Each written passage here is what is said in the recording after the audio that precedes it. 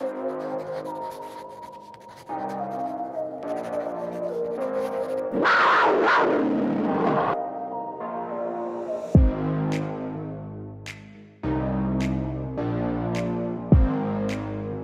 joined here with a man who needs no introduction.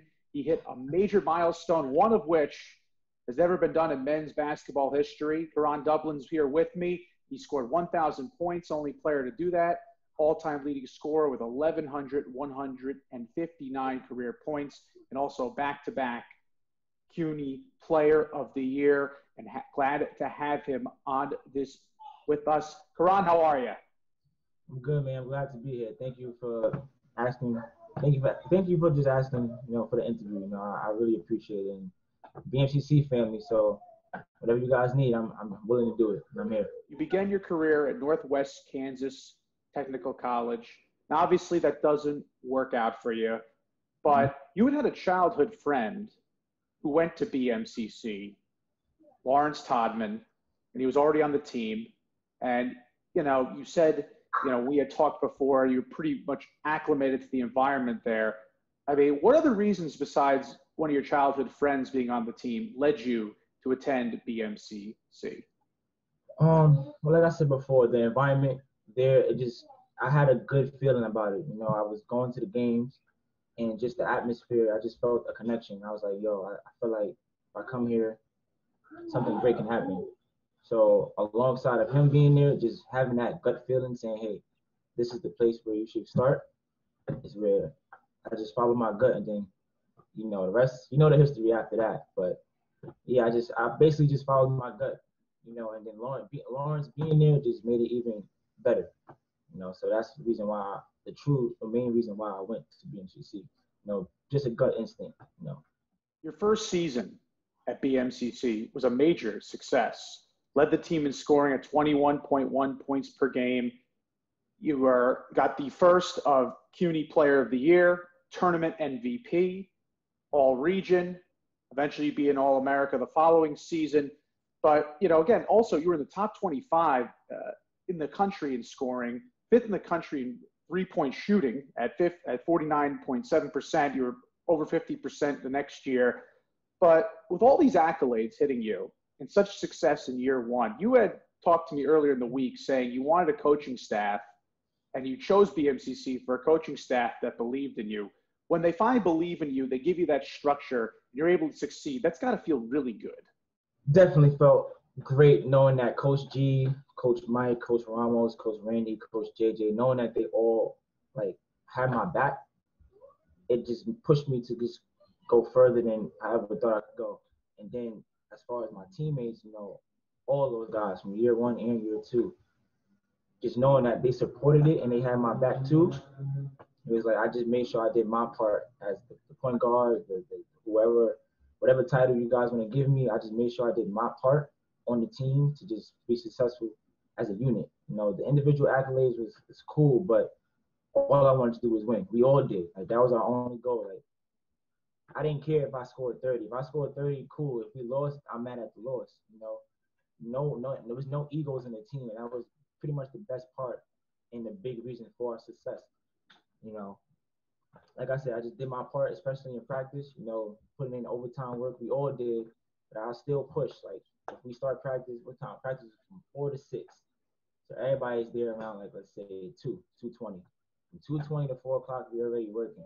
Then we got practice. Then after that, we're there from 6 to about 9, 8:30. Sometimes I'll push it and go to 10. Just because I need to make sure I'm on top of my game and also push my teammates to be on top of theirs. So that's the main reason why we were so successful, especially that first year. 2017-18 team. There's one way to say it: loaded. I mean, you had 5 different players. Yeah. That's all I heard. So anyway, 5 different players averaging over 10 points per game. Viktor Kovacevic, who's huge, along with you in that finals against Kingsborough. Obviously, your best friend from childhood, Lawrence Todman. You have Alex Humphreys, an excellent guard that's there. Now, both him and Kovacevic, both are playing at the D2 level like you. Obviously, Humphreys is at Wheeling. Viktor Kovacevic at Quincy University. Alex, 11.5 points per game. don't forget, he finished his year this year. Curtis Smith, another guy who could just light it up.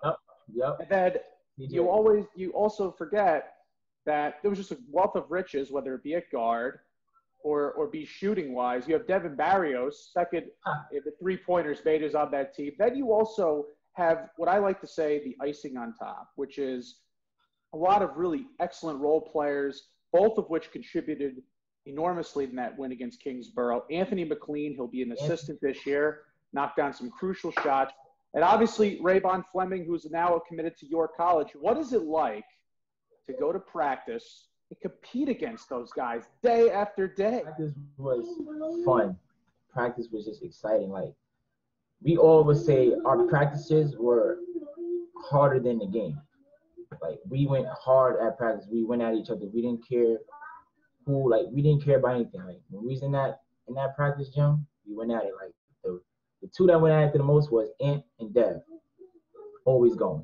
Then it would be Lawrence and CJ. Then it'll be me and Alex. Like, every other day it's a different spot. You know, then you got guys that's coming off the bench like Mark Morgan. He was a problem, a straight problem. Like, having him as a supporting cast, just that team was just loaded. It's just too much. Oh man, like just thinking about it, I wanna get back in the gym with those guys because, like I said, practice was just competitive. Everybody wanted to win. It was just competitive. It was hardworking. We was just going at each other next. And then when the game came, it's like, all right, same thing we do in practice, we gonna do here. And it just got easy after a while. Honestly, to just be real with you, it got easy. It definitely got easy. Anthony McLean was the MVP this year of the CUNY Championship, sending Brooklyn to their first ever NCAA appearance in a long time. You know, and that was huge because when I had spoke with Coach Guerin, he said, you know, Anthony was such a heart and soul of that team. He was a great sixth man, but he really exceeded my expectations. By you're laughing, I don't think so. I think everyone was quite talented, and clearly it's worked out. As far as Ant, what he did at Brooklyn College, I mean, for me being his teammate and also that's my brother as well, I didn't expect nothing less. I told him going to the senior, I said, listen, man, got to bring a chip. I wanted him to get Player of the Year and a chip, but, you know, he didn't get one done, but he made sure he got that chip. And I told him, listen, get that chip. Finish your year off getting that chip. And I watched the game at UDC, and I was just over there proud of him. I couldn't be more proud of him. Ant really built himself up from the ground up. He worked hard every day. I started remembering workouts with me and him in the gym. You know, like, Ant is a tough dude on the court. Tough dude. He might be the smallest guy on the court, but he's got the biggest heart, man. He's gonna go at you. He don't care. He don't care who you are. Like I said, there's times when me and him went at it in practice. He don't care that I'm a Player of the Year. He feels he's a Player of the Year too, and I feel the same way. We're gonna go at each other because what we do, we love to play. We love to play ball. We love to just go at each other. That's how we get each other better. Joined here by Karan Dublin, back-to-back CUNY Player of the Year and the all-time leading scorer in BMCC men's basketball history with 1,159 career points. I really want to mention a big milestone.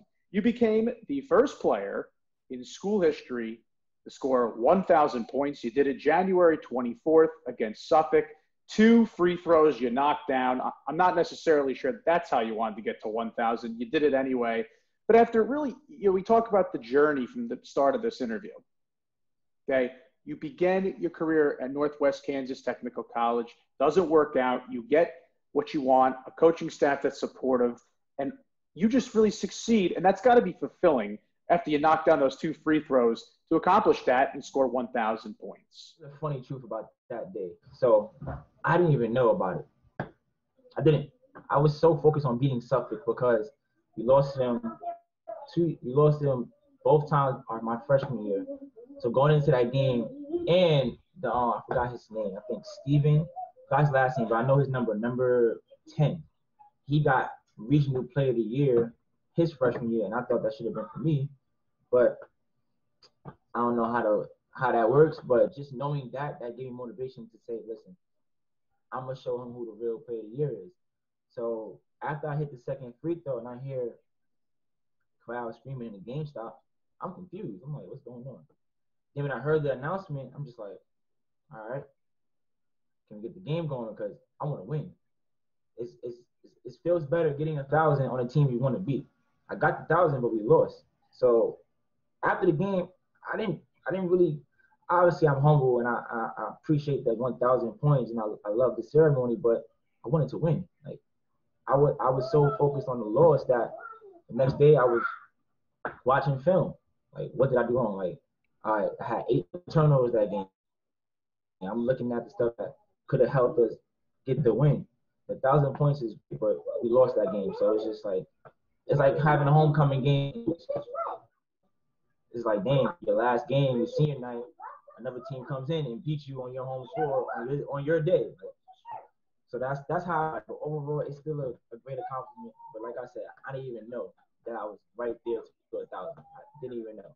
Joined here by Karan Dublin, the program's all-time leading scorer with 1,159 career points and back-to-back CUNY Player of the Year. You know, Karan, a lot of people have played in that junior college conference, quite talented at our school and other schools, Bronx, Kingsborough, and Hostos. It's a heck of an honor. The Harlem native here joining me on our second episode of Inside the Layer. You come in after 21 wins.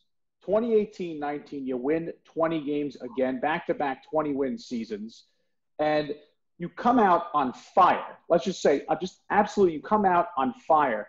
14 straight wins to begin the year. You come out to 17-1, best start in program history, up to number 2 in the National Junior College rankings. Coach G made sure I mentioned that when it came to promoting our program. But, you know, you gotta understand these things, though, Karan. You lose Anthony McLean. Devin Barrios is not there. Curtis Smith is not there.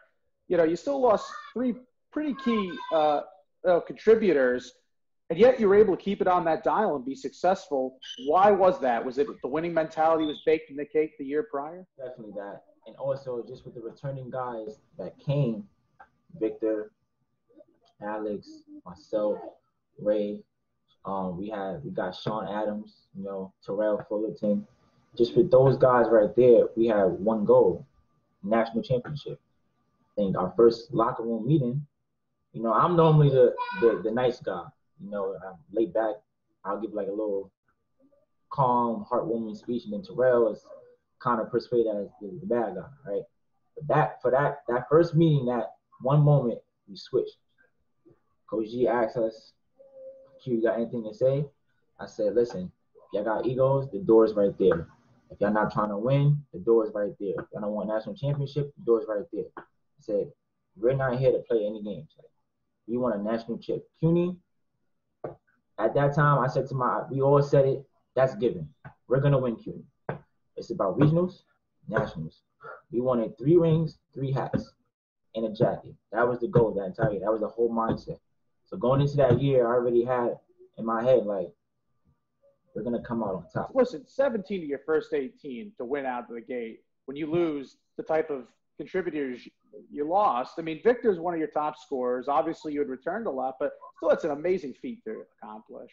It definitely was. It felt good. Like, and besides our national goal, we honestly wanted to go undefeated. That was another goal. And so we just came out, just like you said, on fire. And it was just crazy because after the first game, the second game, third game, fourth, we're looking like it's 5 in a row. 6, 7, 8, 9. I think it was one game. Actually, it was right after we played the team in Jersey. They won it all. We only had 1 loss, and that was against us. Like, they were a great team to compete with. You know, Alex with the game-winning 3 to beat them. But right after that game, we had a game against ASA either Tuesday or the very next day. We were tired, you know, because we had a long trip back. And during the game, I think one time, Alex and Ray was taking the ball out, and I overheard them. He was like, yo, man, this is boring. Like, let's just get this to 20 so we can sit down because we're kind of tired. And that's just the honest truth. Like, it got to a point where there was certain times where we were bored because, again, practice is way harder than certain games. Here with Karan Dublin, BMCC's all-time leading scorer with 1,159 career points, back-to-back CUNY Player of the Year, also a National Junior College All-America. As a sophomore here on Inside the Lair, our second episode, I'm SID John Kelly Jr. Thank you here for being with us, Karan. You averaged 23.9 points per game as a sophomore. Again, you get the CUNY Player of the Year, first team all-region. As you laugh, here's the laundry list of accomplishments. But actually, you would actually, if I have this right, through a 10-game stretch, scored 20 or more points. You can count that also when getting your 1,000th point ever against Suffolk. You were just on a complete tear. You shoot ridiculous from three-point land, over 50%. You do the key thing. You make those free throws, 87.5%. You know, why the hot start? I know how relentless you train. Your Instagram account shows it, how hard you train, how hard you work. Obviously, in the BMCC gym, I've been there. Before I started my freshman year, I was already in the school in the spring semester, so I just got used to the court. And I probably shot on a regular basis maybe 2,000 jump shots a day in that gym, so it just was easy. And it's my home floor, so I knew if I took 10 threes in one game on my home floor, it was going to go 10 for 10 or 8 out of 10. I just knew that, especially if I'm wide open. Don't leave me open in my own gym, you know. But most of it comes for most of the shooting and the percentages just really came from practice. Like I said, after practice, I'll put up 1,000 shots. I don't know if Coach G told you that, but that is very true. Like, after practice, I will put 1,000 shots up. You know, even if you have a game the next day, I will shoot 1,000. If time is running out, I'll make sure I get at least 500. I break it down. I shoot. If it's 500 shots I'm taking, I'll shoot 250 mid-range, 250 threes. I do takes, not makes. So in the end, I count up how many I made and see my percentage. Like I said, I just put up a lot of shots and I just focus on my shot the most. And that's something I learned from my school in Kansas. Coach Francis, he recruited me in our very first workout.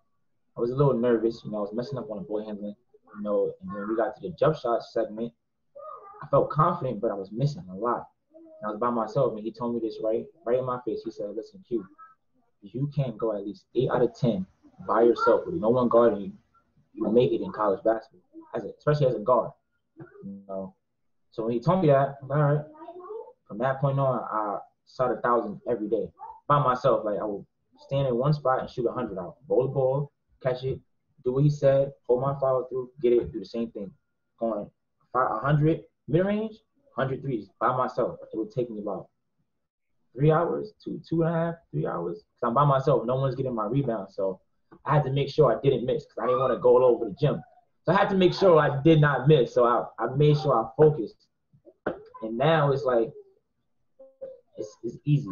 It's just muscle memory at this point. Back here with Karan Dublin, BMCC men's basketball's all-time leading scorer with 1,159 career points, back-to-back CUNY Player of the Year. Well, Karan, you know, you had 3 40-point games, okay? Your career high is against Orange County Community College, 45 points. The next week, or the next game, as I would say, you score 44. Ed, you saved the best for last. You get 41 in the championship game against Hostos. 12 of those came on a 17-4 run to erase a deficit in that one. And you, oh, by the way, you're only third player in conference history ever eclipsed that in the championship game. By the way, also getting your second straight championship MVP. I guess all those jump shots paid off. Definitely. Listen, I had to stay ready. Like I said, all of the shots at practice, I had to stay ready. I had to, you know. And then those games, the first one against Orange County, that was off when I got hurt from Suffolk, I believe. Yeah, that's when we lost half the team. Terrell, he was in the hospital, you know. So that game, I went in on a different mindset. Like, listen, like, every game from here on out is Terrell. He should be here. I changed my game sneakers and I wore my Kyrie 4s and I wrote on one side I put Pharrell and on the other side put hashtag number 3. So going into that game, you know, the team was just a little sluggish. And I think one play I just screamed at everybody like, yo, what are y'all doing? Like, let's go. Like, they're not good. Like, let's go. This is Pharrell. Like, come on. And after that, it was just my mind went a little blank. Like, I didn't know I had 40 until, like I said, the end. Everybody, okay, you had 40? I was like, all right. Like when I'm in the game, I don't really focus on like how much I got. I just play. And then the end result, whatever it is, that's what it is. My goal when I go on the court with my team is just do whatever I gotta do so we can win. If that's how I am. Like of course, obviously I can score, but everybody sees me and go, yo, Q, you can score, you can shoot. People that know me know that I love to pass. I love getting everybody involved because once you get everybody involved, everything opens up for you. And I learned that at a young age from my trainer, Coach Nate Brown, because he came to me. He's like, listen, Q, you're not going to be 6'4", 6'5", You can't just always look to score. You're going to be a point guard. You got to learn how to run a team, be a leader. Get everyone involved. He said, get the big man involved first, because now he's going to want to crash, block, and play defense. Then get your shooter touches. Let them know that, listen, I see you. Get them comfortable. Then once your big is doing what you got to do and the shooters are hitting, now that's when you can do whatever you want. You come off a screen, they're worried about the roll, you got the shot. You come off the screen, they're worried about not helping, you got another shot. You get to the rim. The whole floor just opens up for you, and that's pretty much how I saw our team, especially my first year. The squad we had, it was like we had too many pieces. It's just like, listen, I don't have to score 20. I knew that. I had people where it's like I could dish to Ant in the corner, boom. Dev in the corner, boom. L cutting, boom. Got Victor, got CJ, got Mark, Ray. We just had pieces, and it was just like, how can you beat this? We're here with Karan Dublin on Inside the Layer, our second episode here of ex-BMCC athletics alumni, famous players like Karan, staff. Karan, let's get back to that 41-point game against Hostos. Okay, you had 12 of the 17 points on that 17-4 run that erased a 6-point deficit. You trailed at halftime 49-44, 1 point by 7 in the second half to Hostos. It was a completely different script than don't blow the lead against Kingsborough when you led by 16 at halftime. So clearly it's interesting, two different scripts, and yet it came out very good for you guys. How much was the experience from that previous championship? How much did that play in helping you get over the top? Our first year when we were up, by 16 at the half against Kingsborough, we didn't think it was a walk in the park, because the previous game before that, Kingsborough came back with less than 2 minutes against Hostos and won. So as they were just creeping back into the score, creeping back into the game, the one thing we didn't do was panic. We didn't panic. We stayed calm and poised. Like we didn't let them talking or celebrating get to us. I think it's times when we was going on a timeout, you'll probably see Lawrence or me like, yo, what are you doing? But it was never like nothing crazy, because we knew once we scored and just stopped the bleeding, we was gonna pull it off. Then going into the second year, we had who was returning. We only had pretty much me, Victor, Alex, and Ray. Everybody else were freshmen. And so just that having that experience our first year, we knew what we could accomplish. We knew that Hostos was definitely a tough team. What we like to say in Harlem, like they're scrappy. Like they're gonna fight to the end. Like they're gonna fight to the end. That whole game was just back and forth, especially that first half. I had 16, Alex had 16, and I thank God for Alex, because if he didn't have that 16, your lead probably would have been a little bit higher. That game, that day, just comparing it to just Kingsborough, it was like, how can I say it? It was still similar. Just knowing that we've been here before, we knew what to do. Like we knew how to handle it. We knew not to panic. My final question here: you were a business administration major. Now, when I've interviewed one other player, it was Javadi Johnson. He'll be in the next segment after you. Okay. Like you, he's an all-time leading scorer. He had 30 goals in 2 seasons. He wanted to be more of the property development. He talked about his carpentry work, and he says he's a heck of a cook. But for me, you really love basketball, and I'm wondering, with your business degree, are you looking to do something along those lines? For instance, help with financing for basketball camps. I don't know about your own sneaker company. What are you looking to do with that major? Because it seems to be like that major in basketball comes together is really where you're going to pursue your future in the professional world? So as far as what I want to do with my business degree, during quarantine, I've been really getting into real estate. I've been watching a lot of Ryan Searhart, reading his book, watching his blogs, watching his TV show, and just I'm starting to fall in love with the aspect of just real estate because just how I told myself basketball can take me far, traveling, so can real estate. And to me, I feel like it's easy money. I feel like I'm a people person. I could connect with people. I could talk to someone, make them laugh, have a good conversation. And the one thing about real estate is just basically persuading the buyer to buy a house. And who wouldn't want to buy a house? It's houses everywhere in the world, New York, Cali, Texas, Tennessee, wherever. Who wouldn't want to buy a house? Families need houses, especially during this pandemic. This is the best time to, get in the real estate market. So since the pandemic started, like I said, I've just been studying real estate, reading, building connections with a lot of people. I have a friend, he went to St. Francis Brooklyn College. His name is Eunice Hopkins. He's like my mentor. I go to him with every question I have because he's in real estate in Cali. He's doing it big, doing it really big, As far as like shoe company or factory in a basketball camp, always wanted to do that. So definitely want to do that, I plan on going overseas. I have a whole plan, going overseas, traveling the world, making money overseas, opening up a camp, still doing real estate, using that money to promote my camp, make my camp better. Overall, I don't want to just have one source of income. I don't just want it to be just basketball. I want to have a different source, and I feel like that different source is real estate. I feel like I could do both. I feel like I can manage both, and that's the goal.